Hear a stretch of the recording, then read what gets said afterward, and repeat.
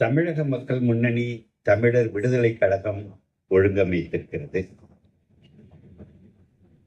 எங்களுக்கு தமிழ்மண் தன்னுரிமை இயக்கத்திற்கு தேர்தல் அரசியல் கிடையாது. ஆனால் இந்த தேர்தலில் நாங்கள் ஆழ்ந்த கவலையோடு அக்கறை காட்டுகிறோம். மக்களுக்கு சில வழிகாட்டுதல்களை அளிக்க வேண்டியிருக்கிறது.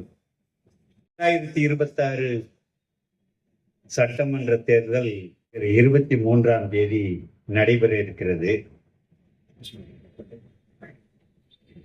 கவனமாக RSS அமைப்பு காய்களை நகர்த்தி கொண்டிருக்கிறது. எல்லா கட்சிகளுக்கும் இலக்குகள் உண்டு. தேர்தலில் நிற்கணும், போட்டியிட்டு ஜெயிக்கணும், அரசு அமைக்கணும், முதலமைச்சர் ஆகணும், அல்லது ஒரு MLA ஆகணும். இப்படித்தான் எல்லாருக்கும் இலக்குகள் வச்சிருப்பாங்க. இதன் மூலமா பேரும் புகழும் பணமும் சம்பாதிச்சிடணும் என்ற இலக்கும் இருக்கும். ஆனால் RSS அமைப்பினுடைய அரசியல் பிரிவான பாரதிய ஜனதா கட்சிக்கு அது அல்ல இலக்கு. நாம ஒரு விளையாட்டு விளையாடும் போது யாரு கூட விளையாடுறோங்கிறத உணர்ந்து விளையாடணும். ஒரு மல்யுத்தம் போடும்போது மனுஷன் கூட மல்யுத்தம் நடத்துறோம்னு தெரிஞ்சு செய்யணும். அதுவே ஜல்லிக்கட்டா இருந்தா ஒரு மாட்டு கூட நாம நிக்கிறோங்கிறத தெரிஞ்சு இருக்கணும். பாரதிய ஜனதா கட்சிங்கிறது ஒரு நடைமுறையில் இருக்கக்கூடிய சாதாரண அரசியல் கட்சி அல்ல. அதுக்கு ஒரு தனி இருப்பு கிடையாது. RSSக்கு தான் அந்த இருப்பு. திரும்ப திரும்ப RSSங்கிற சொல்ல நாம சொல்லி அது ஏதோ ஒரு சாதாரண ஒன்று போல நீங்க கருதிடக்கூடாது. 1925 உருவாக்கம் பெற்ற RSS ஒரு நோக்கத்தோட செயல்பட்டுக்கிட்டு இருக்கு. 100 ஆண்டு ஆயிட்டுது தோற்றம் பெற்று. 15 ஆண்டுகள் எங்களுக்கு கூடுதல் அவகாசம் தேவைன்னு மோகன் பகவத் RSSின் தலைவர் அவர் சொல்லியிருக்கிறாரு. எதுக்கு அந்த 15 ஆண்டுகள்னா, இந்த இந்திய துணைக்கண்டத்தில் இந்து ராஷ்டிரத்தை அமைத்து விடுவதற்காக. இந்தியாவில் இருக்கிற எல்லா மாநிலங்களிலும் RSS வேலை செய்து கொண்டிருக்கிறது. பெரிய முகாம் போட்டு ஓய்வு பெற்ற IAS அதிகாரி, IPS அதிகாரி, அறிவாளர்கள், சிந்தனையாளர்கள், பார்ப்பன தலைமைகள், சாமியார்கள் எல்லாம் இரவும் பகலுமா வேலை செஞ்சுக்கிட்டு இருக்கிறாங்க. இந்த தேர்தலில் கொடி கட்டிக்கிட்டு அலைகிறவங்க நாம ஏதோ கடுமையா வேலை செய்யறோம்னு நினைச்சுக்கிட்டு இருப்பாங்க. அப்படிலாம் இல்ல. அவன் கடுமையா வேலை செஞ்சுக்கிட்டு இருக்கிறான். தங்களுக்கான படைகளை களம் இறக்குறாங்க. தங்களுக்கான போர்ப்படைகளை இந்தியாவில் இருக்கிற எல்லா மாநிலங்களிலையும் களம் இறக்கி இருக்கிறாங்க. அவங்களுக்கு இன்னும் தேவை 15 ஆண்டுகள் தான். அந்த 15 ஆண்டுகளுக்குள்ளாரதான் இந்த 2026 தேர்தல் வருது. அவன் வந்து இந்து ராஷ்டிரம்னு ஒண்ணு அவன் அறிவிக்கிறான். இந்த இந்து ராஷ்டிரத்தை அண்ணல் அம்பேத்கர் இந்து ராஜ்யம்னு சொல்லுவார். இந்து ராஜ்யம் என்பது அனைத்து இந்துக்களுக்குமானது அல்ல. பார்ப்பன மேலாண்மையை நிலைநிறுத்தக்கூடிய ஒரு பாசிச சர்வாதிகாரம். அது எதை வேண்டுமானாலும் இழக்கலாம். இந்து ராஜ்யத்தை அமையவிடக் கூடாதுன்னு அண்ணல் அம்பேத்கர். அவருடைய வழிகாட்டுதலை கொஞ்சம் நினைவு வச்சுக்கணும். ஏன்னா அந்த இந்து ராஜ்யத்துல இருக்கக்கூடாதவைகள் அப்படின்னு ஒரு பெரிய பட்டியல் வச்சிருக்கான். முதல்ல அதுல இருக்கக்கூடாதவைகள் பட்டியல்ல காந்தி. காந்தி ஒரு இந்து தான், கோட்சேவும் இந்து தான். ஆனா அவன் சொல்ற இந்து ராஜ்யத்துல காந்திக்கு வாழ தகுதி கிடையாது. அப்ப காந்தியார் கிடையாது. அவன் மொழி வழி மாநிலங்கள் கூடாது. தமிழுக்குன்னு தமிழ்நாடு, மலையாளத்துக்கு கேரளா, தெலுங்கு மொழி பேச ஆந்திரா, இனி கிடையாது. அதற்கான வேலை திட்டத்தை தொடங்கிட்டாங்க. அந்த வேலை திட்டம் இப்ப களம் இறக்கப்பட்டிருக்கு. தமிழ்நாட்டுக்குள்ளாரையும் மொழி வழி மாநிலம் இனி இருக்கக்கூடாது, தமிழ் மொழி இருக்கக்கூடாது. ஏதோ வந்தவுடனே திருக்குறளை சொல்றாரு அப்படின்னு நினைக்க கூடாது. மோடி திருக்குறள் சொல்றாரு, ஆஹா தமிழ். அது ஒரு தமிழ் மக்கள்கிட்ட ஊடாடுவதற்கான வழி. தமிழ் மொழிய ஏன் இருக்கக்கூடாதுன்னு நினைக்கிறாங்கன்னா, சமஸ்கிருதத்திலிருந்து பிறவாத ஒரு மொழி இந்த ஆரிய தேசத்தில் பேசப்படக்கூடாதுங்கிறான். நீச பாஷைன்னு சொல்லிட்டாங்கிறதுக்காக மட்டும் நாம கோபப்படுறது இல்லை. ஒரு லாங்குவேஜ் ஆஃப் நான் சான்ஸ்கிரிட்டிக் ஆரிஜின், சமஸ்கிருதத்தில் பிறவாத ஒரு மொழி இருக்கக்கூடாது. தமிழ் அந்த வகையில முன்னாடி வருது. தமிழ் ஒழிக்கப்படுங்க, அது எப்படிம்மா? அதெல்லாம் கிடையாது. நாம கவனமா இல்லைன்னு சொன்னா ஒழியும். மொழி வழி மாநிலங்கள் இருக்காது. மாநிலங்கள் துண்டு துண்டா, ஜனப்பதான்னு பேரு அதுக்கு. மொழி வழி மாநிலம் கிடையாது. தமிழ் மொழி உள்ளிட்ட மொழிகள் ஒழிக்கப்படும். வலுவான மாநில அரசுகள் கிடையாது. மாநில அரசுகள் மாற்றி அமைக்கப்படும். இப்பவே மத்திய பட்டியல், ஒன்றிய பட்டியல், மாநில பட்டியல், பொதுப்பட்டியல், இதை கணக்கெடுத்து பார்த்தீங்கன்னா உண்மையிலேயே ஒரு மாநிலத்துக்கு எஞ்சி இருக்கக்கூடிய அதிகாரம் 19 தான். ரொம்ப ரொம்ப கவனமா நம்ம பரிசீலிச்சீங்கன்னா பட்டியலை வச்சுக்கிட்டு மாநில அரசுக்கு எஞ்சி இருக்கக்கூடியது 19 அதிகாரம் தான். அதோட இல்லாம அவன் சொல்றான், இருக்கக்கூடாதவைகள்ல இஸ்லாமியர், கிறிஸ்தவர்கள் இருக்கக்கூடாது. வடக்க ஒருத்தன் இஸ்லாமியரா வாழ்வது ரொம்ப கடினம்.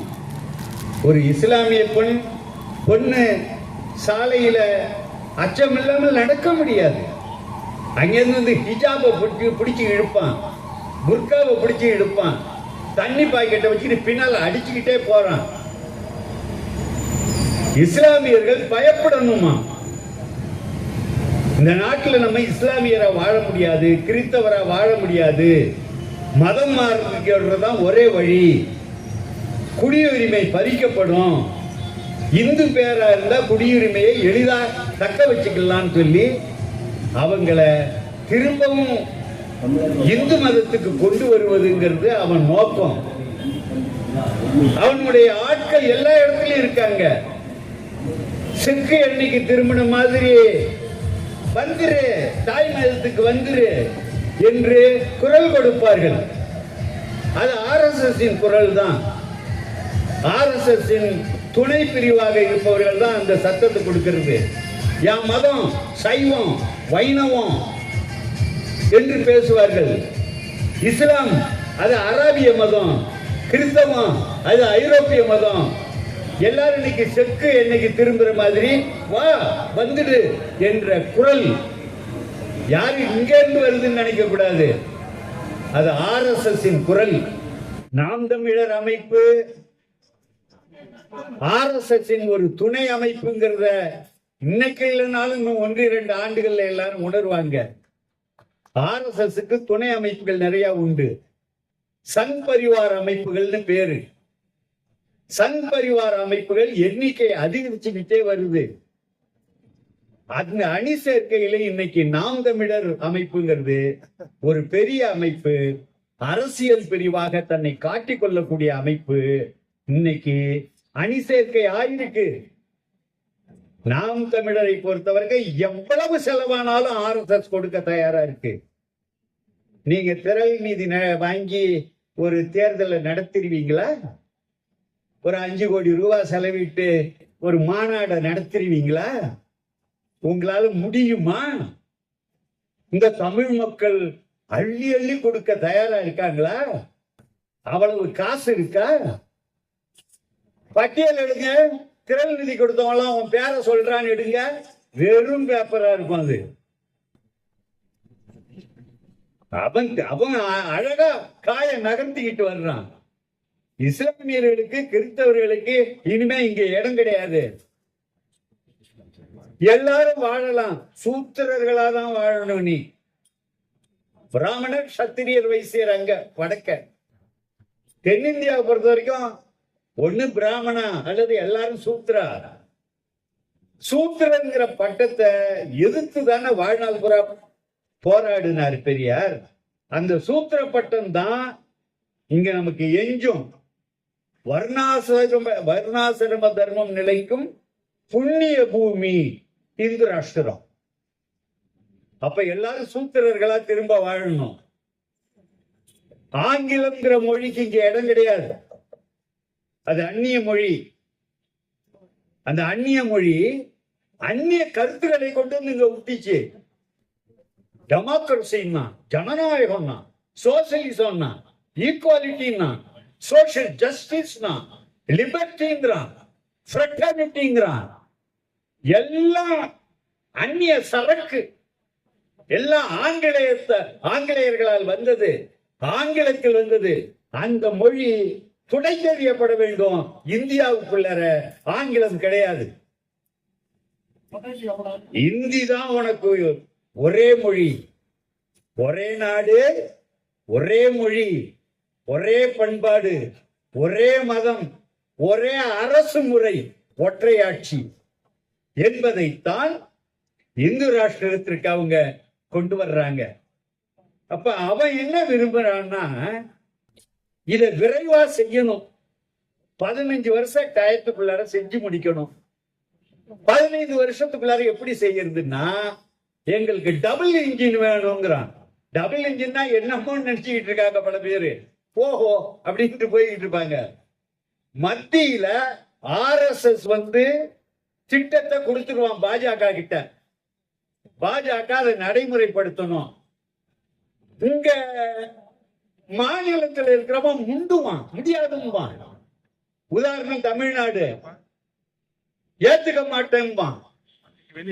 அவன் என்ன கேட்கிறான்னா, மேல மத்திய அரசு எந்த கட்சியோ அதே கட்சி மாநிலத்தில் இருந்துச்சுன்னா தடையே இல்லாமல் எல்லாத்தையும் நடைமுறைப்படுத்த முடியும். இன்னைக்கு இங்க திராவிட முன்னேற்ற கழக அரசு இல்லாம வேற ஒரு அரசாக இருந்தா இந்தி ஏற்கப்படும், சமஸ்கிருதம் ஏற்கப்படும். இவங்க ஏற்றுக்கிட்டாங்கன்னா, இப்ப 1965 இந்திய எதிர்ப்பு போராட்டம் நடந்ததே, அது நடக்காம இருந்தா இன்னைக்கு இந்தி தேசிய மொழி, நேஷனல் லாங்குவேஜ். அப்ப தமிழ்நாடு தான் அதை தடுத்து நிறுத்திச்சு. அப்ப இது இன்னைக்கு டபுள் என்ஜின்ங்கிறது மத்தியில் எந்த அரசு இருக்கிறதோ பாஜக அரசு, அதே அரசு எங்களுக்கு மாநிலத்தில் வேணும் என்று கேட்கிறான். இது மாநில சட்டமன்ற தேர்தல் தானே, பரவாயில்ல, நம்ம ஏன் அவ்வளவு கவலைப்படணும்னு நினைப்போம். ஆனா அவனுக்கான அரசா இங்க நிறுவனங்கிறான். இல்ல அவங்க அதிமுக கூட தானே கூட்டணி வச்சிருக்காங்கன்னா, கொஞ்ச நாளைக்கு கூட்டணி, அதுக்கப்புறம் கூட்டணி தலைமையை தூக்கி அந்தாண்ட போட்டுட்டு ஆட்சியை கைப்பற்றிக் கொள்வார்கள். நிதிஷ்குமார் கதை என்னாச்சு? 5 ஆண்டுகள் அவரே முதல்வர். நாங்க 4 மாசம் தான் முதல்வரா இருந்தாரு. நீ ராஜ்யசபா எம்பியா போ என்று கட்டாயமாக அவரை தூக்கி அனுப்பிட்டு இன்னைக்கு பாரதிய ஜனதா கட்சி முதல்வர் பீகாருக்கு. இது தமிழ்நாட்டுக்கும் நடக்கும். இப்ப இந்த திமுக அரசு இல்லாம அதிமுக அரசு வருமானால் இத பாஜக செய்யும். இன்னைக்கு பாஜக கூட கூட்டணி வச்ச பெரிய தவறை அதிமுக செஞ்சிருக்குது. எடப்பாடி பழனிசாமி அவர்கள் மேல பயணம் பண்ணிட்டு இருக்கார் ஆத்த கடக்கிறதுக்கு. இந்த முதல்ல இப்படியே போவாது, நடு ஆத்துல போய் தள்ளி கடிக்கவும் செய்யும், இல்ல உணவாக்கிக்கும். ரொம்ப அபாயகரமான முதல்ல அவர் அதெல்லாம் பார்க்கல. ஆத்துல ஆழம் அதிகமா இருக்குது, வாழை மட்டை போல் இருக்கு, வாழைக்கட்டை வெட்டி விட்டுருக்கான், 8 அடி நீட்டுக்கு வருது, அப்படியே ஏறி உட்காந்துக்கிட்டு பயணம் பண்ணிடலாம்னு நினைக்கிறாங்க. இல்ல நான் ஒரு கவலையோட சொல்றேன். ஏன்னா எங்களுக்கு எந்த கட்சின்னு அப்படி நான் கருதல. தமிழ்நாட்டுக்கு ஆன கட்சி அது ஒரு கட்சி. அதனால இது தங்கள் வசதிக்கு இன்னைக்கு நடக்குது. டபுள் என்ஜின் நேரடியா பாஜக வரலனாலும் பாஜகவினுடைய ஆளுகைக்கு உட்பட்ட இன்னொரு கட்சியாக அது மாறி போகும். இதுல இன்னொன்னு நாம என்ன நினைக்கிறோம்னா, இப்ப திராவிட மாடல் ஆட்சி என்று இவங்க சொல்றாங்க. இந்தியாவை பொறுத்த வரைக்கும் ஒரே மாடல் ஆட்சி தான் இருந்தது எல்லா காலத்திலையும். பல்லவர்கள் காலத்திலிருந்து தமிழ்நாட்டுல சோழர்கள் காலம் மனுநீதி மாடல்னு பேரு. அந்த மனுநீதி மாடல்ல அவன் நிக்க வேண்டிய தூரம், அவனுக்குள்ள உரிமை, அப்புறம் அவனுக்குள்ள தொழில், அவன் வாழ வேண்டிய இடம் எல்லாமே நிர்ணயிக்கப்பட்டது. தொட்டா தீட்டு எல்லாம். மனுநீதி என்பது இந்த சமூக ஒழுங்குல யார் யாருக்கு என்ன உரிமை, எவ்வளவு உரிமை, எவ்வளவு ஒடுக்குமுறை எல்லாத்தையும் நிர்ணயிச்சு வந்துச்சு. அதுக்கு மாற்றா இங்க ஒரு சமூக நீதி மாடல் ஒண்ணு தொடங்கிச்சு. அந்த சமூக நீதி மாடல் தொடங்கினதுக்கு வெள்ளைக்காரன் ஒரு முக்கியமான காரணம். அவன் தான் கல்வியை கொடுத்தவன். 1835 என்னடா இது ஒரு அற்புதமான விஷயமா இருக்குது. இங்க பொது பள்ளிக்கூடம்னு ஒரு பள்ளிக்கூடமே இல்லாத ஒரு நாடு இருக்குன்னு பார்த்துட்டான். ஏன் இல்லைன்னா யாருமே படிக்க உரிமை கிடையாது, கல்வி பெறுவது குற்றம். சரஸ்வதி சாமி இருப்பாங்க கல்வி டிபார்ட்மெண்ட் ஆஃப் எஜுகேஷன். அவங்க எப்ப பார்த்தாலும் வீணைய மீட்டிக்கிட்டே இருப்பாங்க. ஆனா யாருக்கும் கல்வி மட்டும் கிடைக்காது.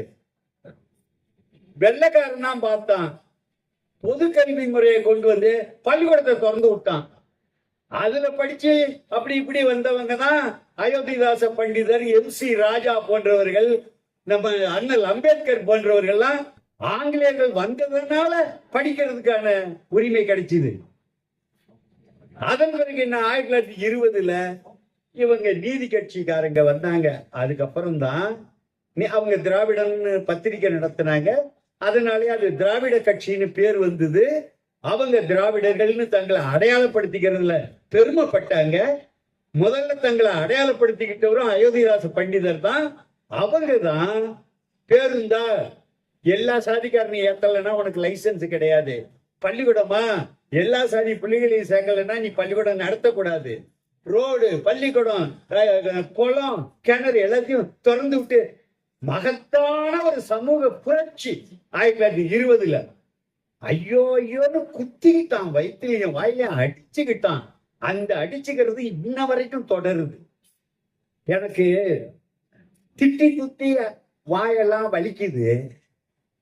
அந்த திராவிடத்தெல்லாம் கொஞ்சம் நீட்டிட்டேன். உடனே சீமான் இருக்கிறார், அவனோட வேலையை தான் எடுத்து அவர் செய்கிறாரு. அவனும் தான் எம்மா நாலு கத்தி கத்தி பார்ப்பான். இவனுங்களால சரியா கத்த வேற முடியல.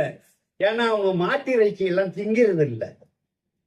அதனால மாட்டுக்கறியை தின்னுட்டு அவர் வைக்கிற சவுண்ட் இருக்குல்ல, அது என்ன பார்ப்பனியத்தின் குரல், RSS குரல், சமூக நீதிக்கு எதிரான குரல். ஏன் படிக்கிற என்ன இப்படி சொல்றாருங்கள? பார்ப்பனியும் அவனை எனக்காக செத்த இருமுங்கன்னா நீங்க இருமுவீங்களா?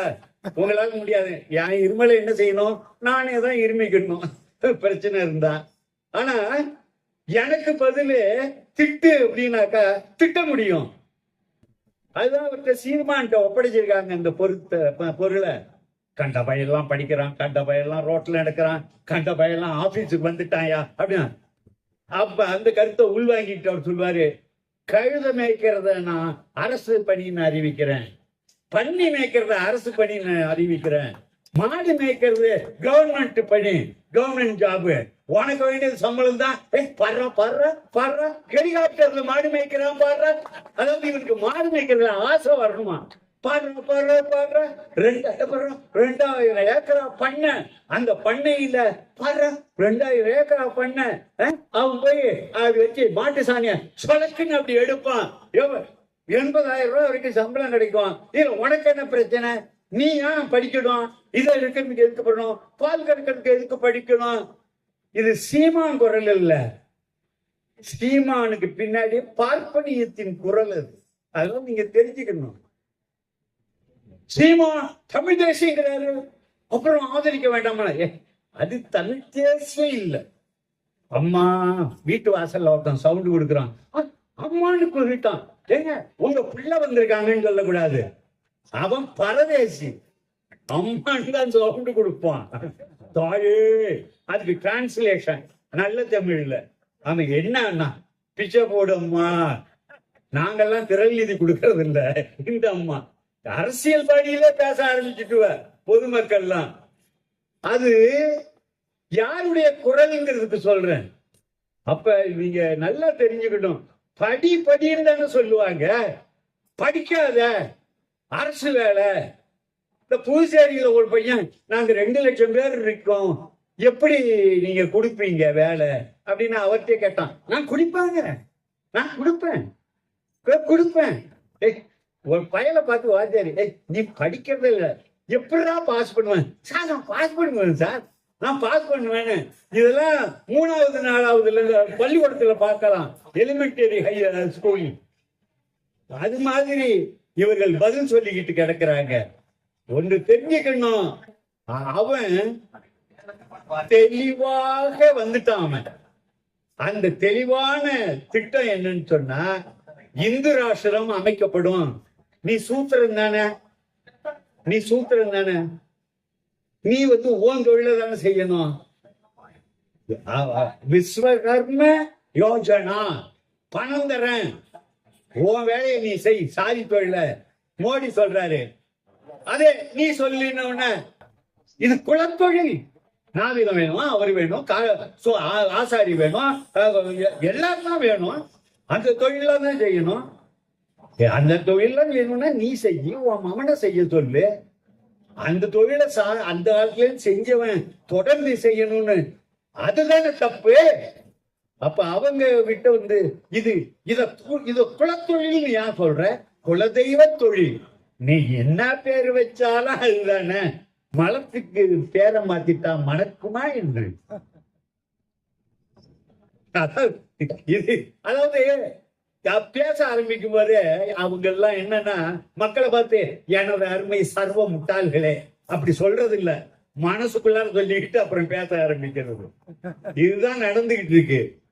அப்ப நான் சொல்ல வந்த செய்தி, ஒரு மாற்று திராவிட மாடல்னு சொல்றாங்கல்ல, சமூக நீதி மாடல் தொடங்கிச்சு 1920 நீதி கட்சி காலத்துல.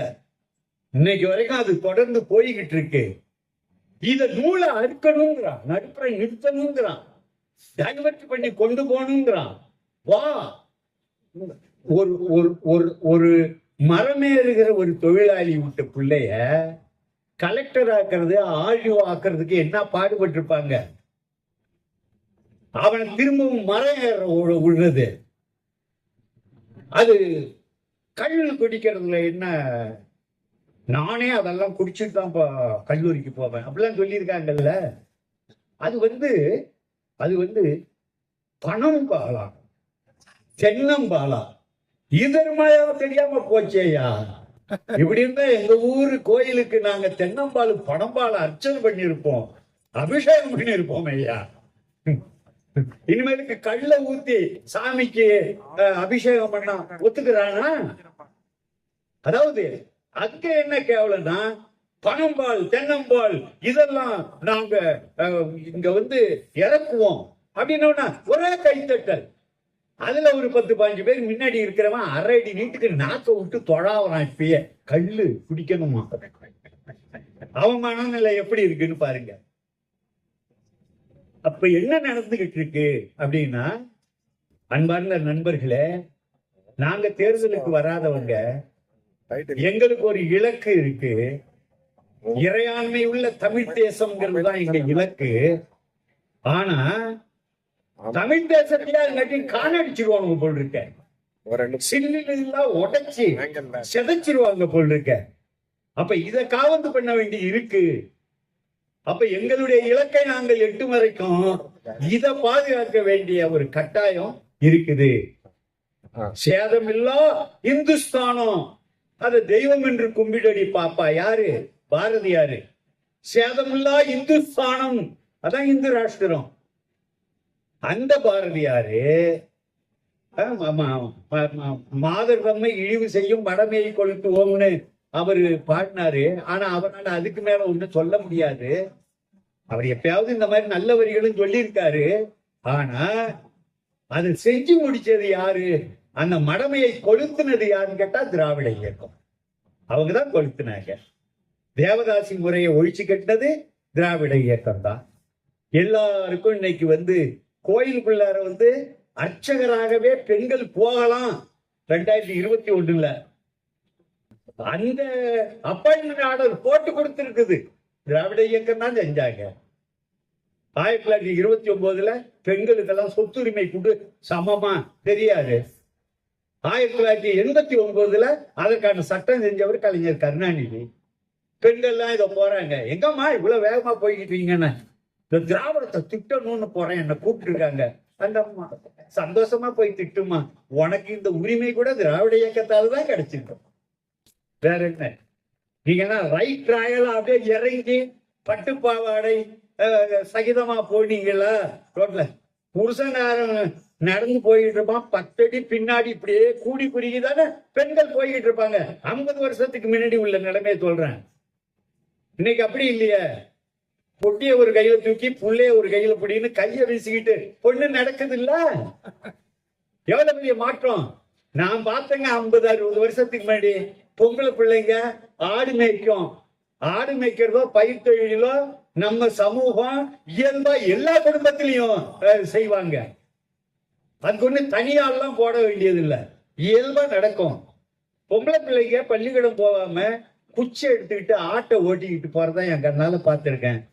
இப்ப நான் பாக்குற அந்த பொம்பளை பிள்ளைங்களை ஆடு ஓட்டுற குச்சை விட்டெறிஞ்சிட்டு லேப்டாப்பை எடுத்துக்கிட்டு கம்பீரமா போய்கிட்டு இருக்கு. என்னடா இதுன்னு பார்த்தா, போன அரசு ஒரு 31 லட்சம் லேப்டாப் கொடுத்தாங்க. இந்த அரசு மிக அதிக மதிப்புள்ள லேப்டாப் 10 லட்சம் கொடுத்து முடிச்சுட்டாங்க. இன்னும் 10 லட்சம் கொடுக்க இருக்கிறாங்க. இந்த திட்டங்கள்லாம் பார்த்தா எல்லாம் 50,000 ரூபாய் சம்பளம், 75,000 ரூபாய் சம்பளம்னா அதெல்லாம் கட்டுப்படி ஆகாது. 1 லட்சத்துக்கு மேல சொல்லுங்கிறாங்க அந்த பசங்க. நான் கழுத மேய்க்கிறது ஆட்சாங்க வேலையாக்க போறேன். வா நீ வேறையா, நான் 3 லட்சம் ரூபாய் வேலைக்கு போய்கிட்டு இருக்கேங்கிறாங்க. அவன் புரியும்னு உங்களுக்கு நினைக்கிறேன். இந்த சமூக நீதிங்கிறதுக்கு தான் இவங்க திராவிட மாடல்னு பேர் வச்சிருக்காங்க. வேற ஒண்ணும் இல்ல. மனு நீதி மாடல், சமூக நீதி மாடல், அதாவது திராவிட மாடல்னு பேர் வச்சிருக்காங்க. நீ பேரை என்ன வேணாலும் வச்சுக்கோ. நான் ஒரு 1 கிலோ ஆப்பிள் வாங்கலான்னு போனேன். ஆப்பிள் கொடுங்கிறான். அவன் ஏதோ ஒரு கம்பெனி சொல்லி அந்த கம்பெனி பேர் சொல்லி அது தரவா அப்படின்னா, அது என்னங்கண்ண? ஆப்பிள் தாங்க. கம்பெனி காய்க்காது இல்ல, ஆப்பிள மரம் தான் காய்க்கும். இவன் லேபிள மேல ஒட்டி இருப்பான். அது மாதிரி சமூக நீதி தான். ஆனா தொடர்ந்து இத மக்களுக்கு கொடுத்தது திராவிட இயக்கங்கிறதுனால அவங்க திராவிட மாடல்ங்கிற லேபிள ஒட்டி இருக்காங்க. வேற ஒண்ணு இல்ல. இதுல வெறுக்கிறதுக்கு ஒண்ணுமே இல்லை. இதுல வெறுக்கிறதுக்கு என்ன? ஆனா இந்த பணிய செய்யலைன்னா நீ என்னவா இருப்ப? அப்படி யோசிச்சு பாருங்க. நீ என்னவா இருப்ப? கண்ணாமண்ணன். எனக்கு எல்லா கட்சி தலைவர்கள் மீதும் நானும் விமர்சனம் சொல்லுவேன். ஆனா அதுல ஒரு நியாயம் இருக்கணும்னு நினைப்போம். 1972 கலைஞர் கருணாநிதி காலத்துக்கு முன்னாடி எல்லா வீட்டுக்கும் குடும்ப கார்டு கிடையாதுங்க. பெரியவங்களுக்கு தெரியும், சின்ன பிள்ளைங்க தெரிஞ்சுக்கோங்க. 1972க்கு முன்னாடி ஒரு சிலருக்கு வேணா ஒரு பழக்கத்துக்கு ஏதாவது வந்திருக்கலாம். உலக போர் சமயத்துல ரேஷன் கொடுக்க அப்ப கூட கார்டு, வீட்டுக்கு ஒரு கார்டு. அதை ஒழுங்குபடுத்தினது 1972ஆம் ஆண்டு. அதுக்கப்புறம் தாங்க அந்த குடும்ப கார்டுக்கு அரிசி 12 கிலோவிலிருந்து 35 கிலோ வரைக்கும் இன்னைக்கு கொடுக்கறாங்கல்ல. பட்டினி கிடையாது இல்ல இன்னைக்கு. இதுதான் திராவிட மாடல்னு அவங்க சொல்றாங்க. இல்ல என்னால ஒத்துக்க முடியாது. நீ ஒத்துக்கலனா போ, அவன் ஒத்துக்கலனா போ. இந்த மாடல் தொடர்றதுல என்ன இருக்குன்னா, இன்னைக்கு வீட்டுல இருக்கக்கூடிய பெண்கள்லாம் தம்பி சோசியக்காரன்ட்ட கையை காட்ட முடியாதுங்க. ஒரு 30 வருஷத்துக்கு முன்னாடி பெண்களோட ஏமா ரேகை இருந்தா தானம்மா பார்க்கலாம், ரேகையே இல்லையம்மாம்பா அவன். ஏன் அப்படின்னா அம்மிய இழுத்து இழுத்து அரைச்சி ஆட்டுக்கல்ல சுழட்டி கையில ரேகையே கிடையாது பெண்களுக்கு. எல்லா குடும்பத்து பெண்களுக்கும் பண்ணையார் வீட்டு குடும்பத்துல வேணாக்கா இருந்திருக்கலாம், கையில ரேகை கிடையாது. அவ்வளவு மோசமான சூழல் அது. அப்ப அவங்கெல்லாம் காலாகாலமா இதுதான் எங்களுக்கு பொழப்பு. கடையில வாங்கிட்டு வந்து ஏதோ கொஞ்சம் மிளகா பொடியை போட்டாக்கா நல்லா இல்லைங்கிறாரு. அரைச்சி மீன் குழம்பு வச்சாதான் அவர் நல்லா இருக்குன்னு சாப்பிடுறாரு. அவர் நல்லா சாப்பிடுறதுக்காக இவங்க அரைக்கணும் அம்மியில வச்சு. அவங்க பார்த்தாங்க இவங்க மிக்சி கிரைண்டரு புடினோட மிக்சியில அடிக்கிறாங்க. கிரைண்டர் ஓடுது, சின்ன கிரைண்டர் தான். ஒரு தடவைக்கு 4 தடவையா அரிசியை போட்டு எடுத்து தோசை மாவு வியாபாரத்தை தொடங்கிட்டு இருந்துங்க ஒரு அம்மா. மிக்சி விடுதலை பண்ணுது பெண்களை, கிரைண்டர் பெண்களை விடுதலை பண்ணுது. ஐயோ இலவசம் இலவசம் என்ன இலவசம்? எது இலவசம்? அரசாங்கம் வரி வசூல் பண்ணதுல இருந்து தானே கொடுக்குது. அது எப்படி இலவசமாகும்? அரசாங்கம் வரி வசூல் பண்ணுது, அதுல இருந்து கொடுக்குது. அந்த மக்கள் இன்னைக்கு மகிழ்ச்சியா இருக்கிறாங்க. எனக்கு தெரிஞ்ச வரைக்கும் திரள் நீதி மட்டும்தான் இலவசம். இலவசத்துக்கு என்னென்ன திட்டு வார்த்தைகள்லாம் சொல்லியிருக்காங்களோ அதெல்லாம் இலவசத்துக்கு பொருந்தாது, திரள் நீதிக்கு தான் பொருந்தும். இந்த மக்கள் இன்னைக்கு இன்னும் இந்த பெண்கள் எல்லாம் இன்னும் முன்னேற வேண்டி இருக்கு. அடித்தட்டு பையனுவன் அவன் RSS காரன், வடநாட்டுக்காரன் முழிக்கிறான். என்னமோ தெரியல, இந்த தமிழ்நாட்டுல எல்லா சாதியிலையும் படிச்சிருக்கான், எல்லா சாதிக்காரனும் வேலைக்கு போறான், எல்லா வேலைகளுக்கும் போறான், கீழே இருந்து மேல வரைக்கும் எல்லா வேலைக்கும் போறான். எல்லா கையிலயும் 10 ரூபா காசு இருக்கு. உடப்படாத, இது தப்பாச்சே, இது இந்து தர்மத்துக்கு விரோதமாச்சே. நம்ம ஆளை கூப்பிடு யாரையாவதுங்கிறான். அவன் சீமான கூப்பிடுறான் உடனே. இவர் தான் சரியான ஆளுன்னு. தோழர்களே, நான் பேசணும்னு நிறைய தான் நினைச்சேன், ஆனா பேச முடியாது. இன்னைக்கு உங்களுக்கு ஒரு செய்திய நான் 2-3 செய்திகளை கண்டிப்பா சொல்லணும்னு நினைச்சேன். ஆனா இன்னொரு 5 நிமிஷம் 10 நிமிடம் இருக்கு. ஆனா சொன்ன வார்த்தையை காப்பாத்துறதுக்காக நான் 5 நிமிடத்துல முடிச்சுக்கிறேன். இப்ப சீமானோட தேர்தல் அறிக்கைன்னு ஒண்ணு வெளியிட்டு இருக்காருல்ல, அது எல்லாரும் படிச்சிருக்க மாட்டீங்க.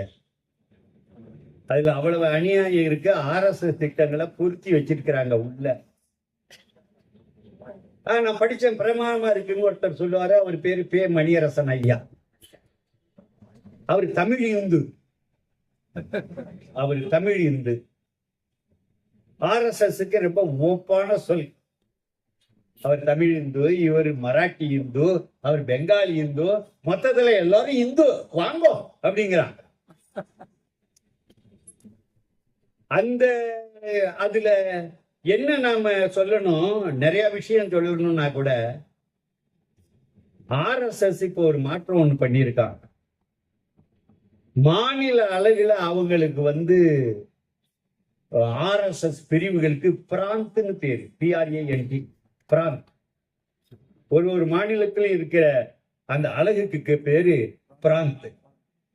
அதை கலைச்சிட்டு சம்பர்க் முறைய இப்ப கொண்டு வராங்க.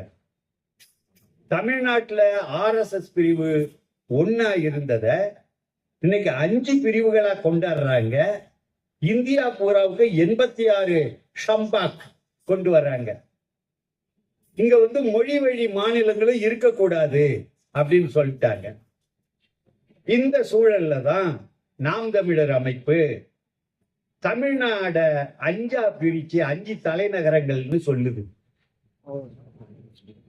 சென்னை தொழில்நுட்ப தலைநகரம், திருச்சி நிர்வாக தலைநகரம், கோவை தொழில் நிர்வாகம், மதுரை மொழி கலை பண்பாடு தலைநகரம், கன்னியாகுமரி மெய்யியல் தலைநகரம். விவேகானந்தர் அங்கதான் தவம் பண்ணாராம்.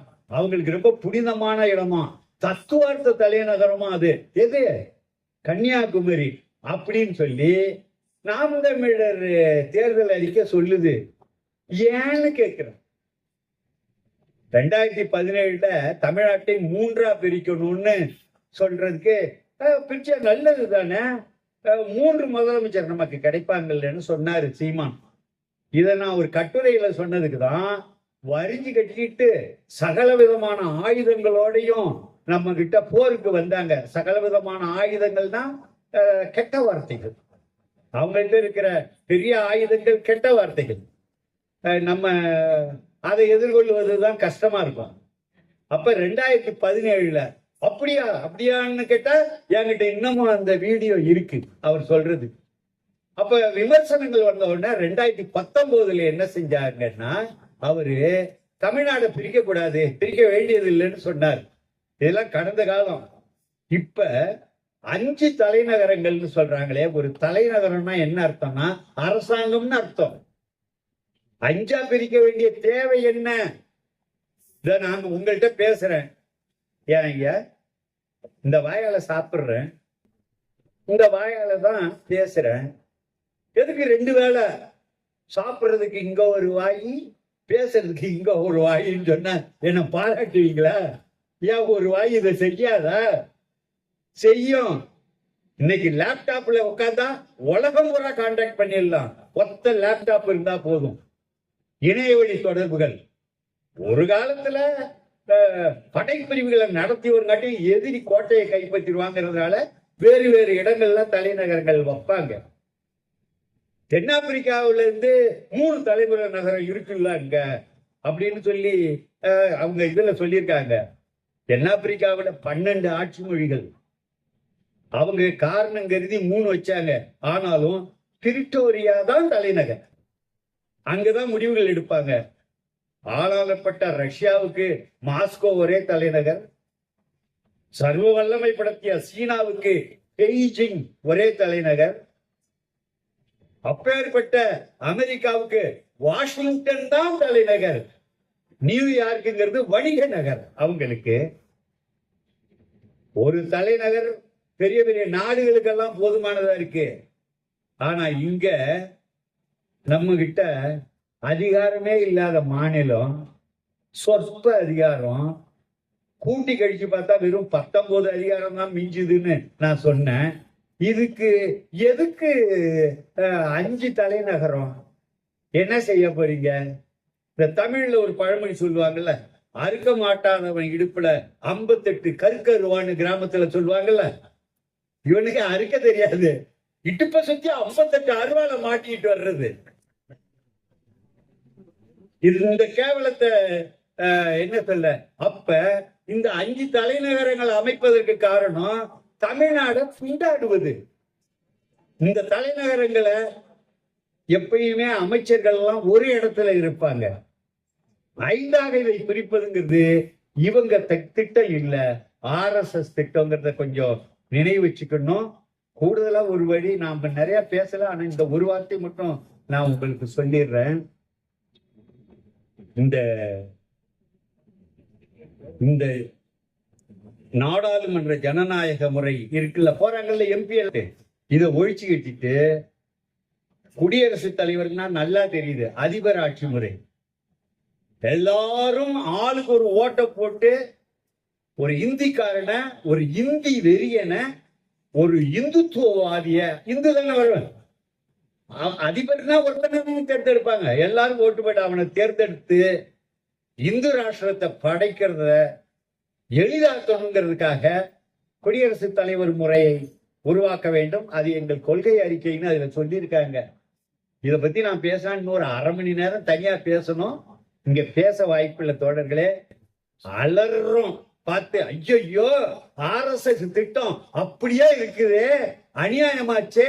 ஆகவே மக்களே, மறந்தும் நாம் தமிழருக்கு ஓட்டு கீட்டு போற்றாதீங்க.